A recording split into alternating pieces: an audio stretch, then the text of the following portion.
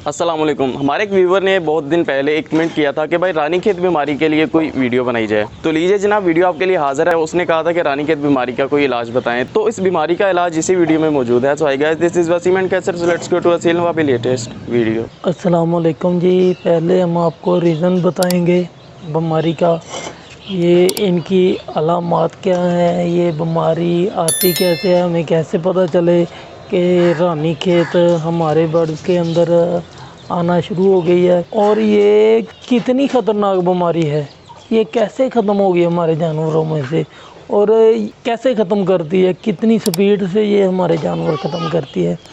इनका मैं आपको बताता हूँ कुछ निशानियाँ हैं पता चलने का कि रानीखेत आ गई। बकाया बीमारियाँ भी ख़तरनाक है, ये तो बहुत ख़तरनाक है। ये मिसाल के तौर पे हमने रात को अपने जानवर ढक दिए हैं ना, अच्छे भले एन तंदुरुस्त, सुबह को हम देखेंगे तो बीच में से अगर 10 से 2-4 मरे हुए होंगे।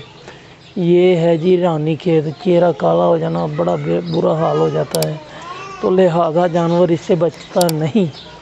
और ये कैसे हमें पता चले कि इसको रानीखेत इनको हो गया है जी, आपको इनकी चंद निशानियां बताते हैं।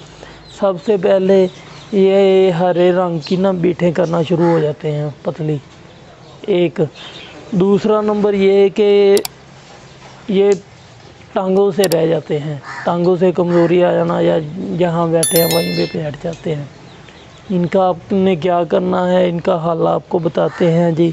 पूरा कोर्स है, ये आपने करना है। बहुत अच्छा कोर्स है, बहुत हमारा आजमाया हुआ टोटका है ये, बहुत पुराना। सबसे पहले आपने ऑक्सीडेल इंजेक्शन लेना है भाई।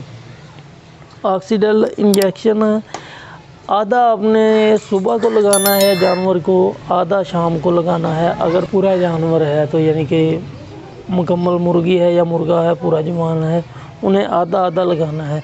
अगर 6 माह का या 5 माह का या 4 माह का है, छोटे जानवर हैं, इनको आपने उसके 4 ऐसे कर लेने हैं एक इंजेक्शन के।